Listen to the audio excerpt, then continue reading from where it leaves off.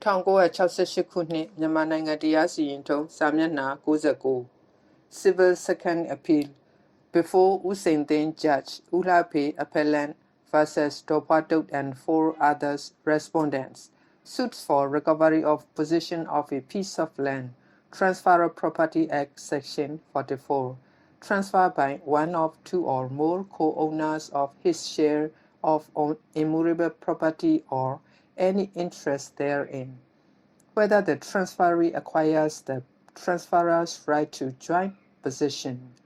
The appellant sued for recovery of possession of a piece of land which was bought by him and 3 others who are his relatives. 2 of the co-owners sold the eastern half of the land to the first respondent and her husband, but the appellant claimed to have acquired by way of inheritance the right, title, and interests of the 2 owners who had died. Held under Section 44 of the Transfer of Property Act, one of 2 or more co-owners of immovable property transferred his share of such property or any interest therein. The transferee acquires the transferor's right to joint possession. Thus, it is clear that by virtue of the sale made by Doput before her death, the first respondent and her husband had acquired Doput's share in the suit's land and, as such, the appellant could not be termed the sole owner thereof since that sale. Therefore, the suit in the present form based on absolute ownership by way of inheritance is not sustainable. Devlet Singh Valet Darayam versus Pondu Valet Chandrabong and 2 others, ILR 9 Bombay, page 176. Chana Singh versus Sandar Singh, AIR 1950. Bisu, page 5, referred to. Mr. Bigesan for the appellant, Ukimaunyan for the respondents, Usain Judge. The brief facts giving rise to the suit and the appeal are as follows. On Raman Chandra was the owner of a piece of land measuring 0.149 of an acre, being part of holding number 13 of 1924-25, Monywa Block in Yametin Township.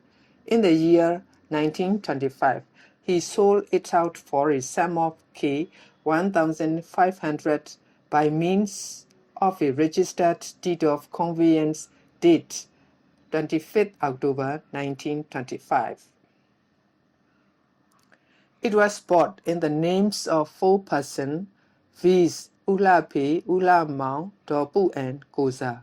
The first 2 were brothers and Dopu was their aunt, while Goza was the only child of Dopu. It was the case of Ulape that out of the purchase price of K1,500, he contributes K1,000 and Dopu K500, and that Ulamau and Goza did not contribute anything. 5 years afterwards, Dopu, Ulamau, and Goza sold out the western half of the land to Ulape for K1,000 by means of a registered sale deed date 5th May 1930, and since then Ulape became the sole owner of the western half. There is no dispute between the parties in respect of this western half. Regarding the eastern half of the land, which is the subject matter of the suit and the appeal, it appears that Goza built a house thereon where he lived with his wife Mackenzie till his death in 1948. After the death of Goza, his wife Mackenzie went and stayed elsewhere. Then in the year 1950, Dopu and Kulamau sold out this eastern half to Dopatuk and her husband Uton Singh for K1,000. The sale was effected by means of a registered sale deed date 30th June 1950. It is alleged that At the time of the sale, Ulamau Wasi, Jahan, and that the sale was effected without the knowledge and consent of Ulapi and Mackenzie. Dobu died in 1955, and 4 years later, Ulapi and Mackenzie prosecute Dopato and others who had occupied the land by virtue of the sale affected by Dobu and Ulamau. The case was, however, thrown out as being civil in nature, whereupon Ulapi and Mackenzie filed a suit, being Civil Regular Suit number 3 of 1959 of the Township Code, Yametin, for cancellation of the sale deed date 30th June 1950, and for recovery of possession of the land from Dopato and others. The Township Code decreed the suit, but on appeal the decree was set aside by the Land District Judge, whose order was confirmed by the late High Court in Civil Second Appeal number 39 of 1960.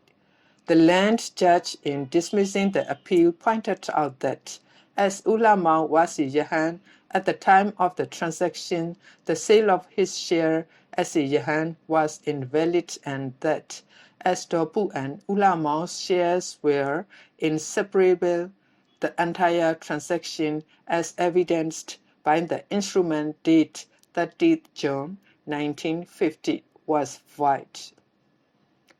It is on the basis of the adjudication which rendered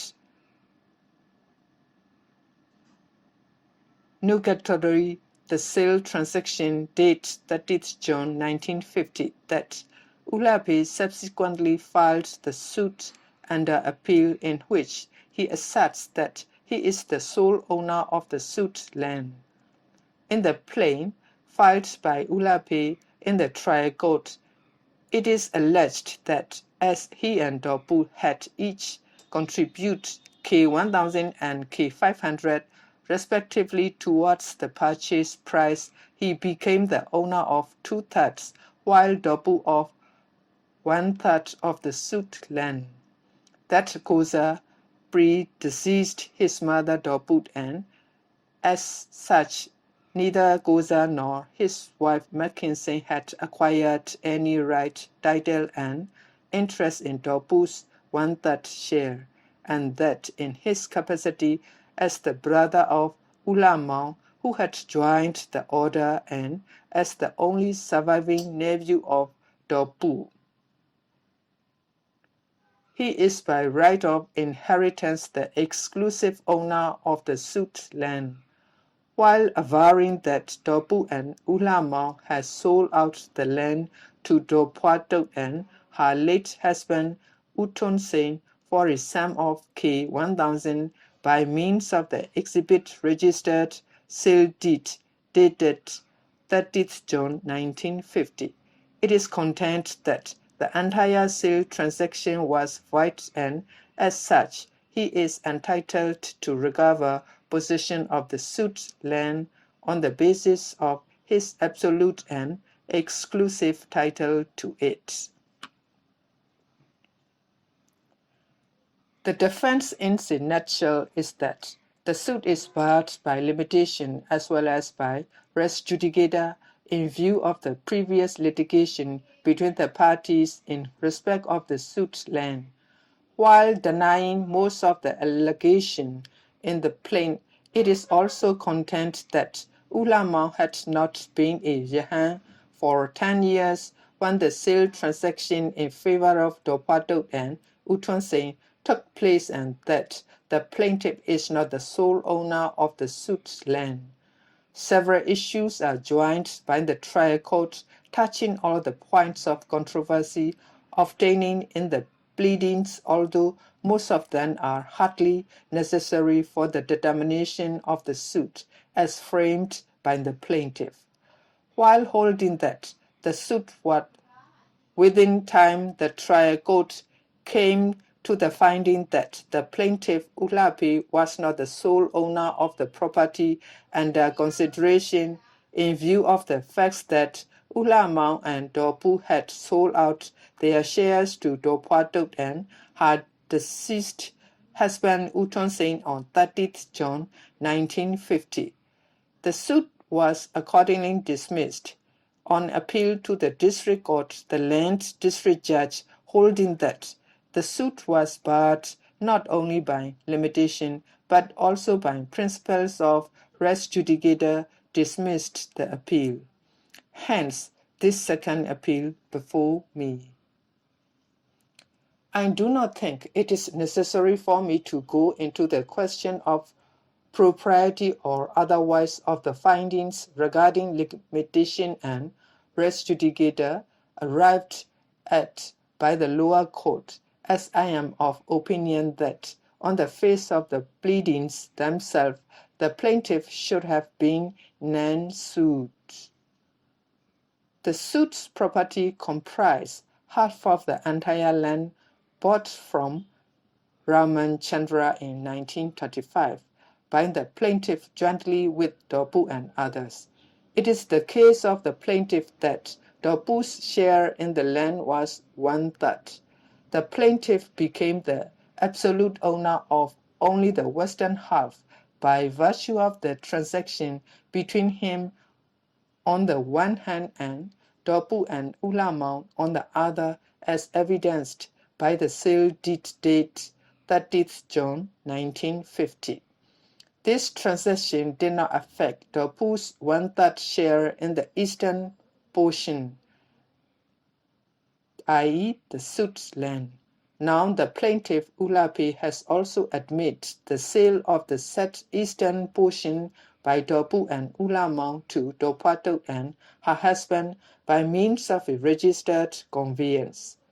Ulamau is, however, alleged to be a Yahan then, and on this score, it is contended that the sale of his share was invalid, but Ulamau, on the plaintiff's own showing, had no share in the land as he did not contribute anything when it was originally purchased from the owner Raman Chandra. It has all along been admitted that Dorpu had a 1/3 share in it, and therefore, even if the sale of the share, if any, of Ulamau was invalid, the vendees will be entitled to transfer of interest which Dorpu had in the property sold. For it is common ground that before her death, Dorpu was a co-owner having 1/3 interest in the suit land, and that she had conveyed her interest to Dorpato and Utonsing on 30th June 1950. Under Section 44 of the Transfer of Property Act, when one of two or more co-owners of immovable property transferred his share of such property or any interest therein, the transferee acquires the transferor's right to joint possession. Thus, it is clear that by virtue of the sale made by Dorpu before her death, Dorpato and Utonsing had acquired Dorpu's share in the suit land, and as such, the plaintiff Ulapi could not be termed the sole owner thereof since that sale. The Land Council for the appellant makes most of the facts that in Civil Second Appeal number 39 of 1960 of the late High Court the Land Judge who decided the appeal had observed that the entire transaction as evidenced by the instrument date 30th June 1950 was void. But it is clear that what the land judge meant to say was that the contract as a whole was void, although the sale of Dorpu's share was valid. This is clear from the following passage which occurs in his judgment. Whatever it may be, even if Exhibit 1 sale deed is left outstanding, their alleged shares will not be so seriously affected. The instrument not being mutual is no doubt void and not binding on the appellants. But can the court order the cancellation of the entire instrument when only Dorpu's sale of her share or interest in the property is valid. Moreover, the land judge's conclusion that the entire transaction was void proceeds on the ground that if the illegal part of the contract is not separable from the legal part, the entire contract is void, which is the principle propounded in the case of Devlet Singh Velet Darayan versus Pondu Velet Chandrabon and two others. ILR 9 Bombay, page 176. But in the instant case, there is nothing illegal on the part of Dorpu in conveyancing her share of the suit's land, and if she had only a partial interest in it, the sale will be valid only to the extent of that interest.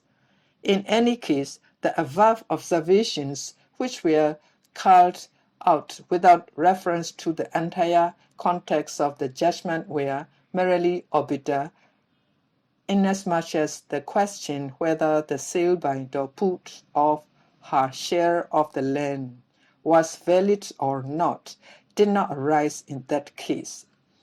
It may be mentioned that Dorpu could even be taken as an ostensible owner inasmuch as she was the owner in possession and the land stood in her name. There is also evidence before the lower court that Ulape did not raise any objection when a fence was set up between the eastern and the western portions after the sale of the land by Dorpu to Dorpatok and her husband Utonse.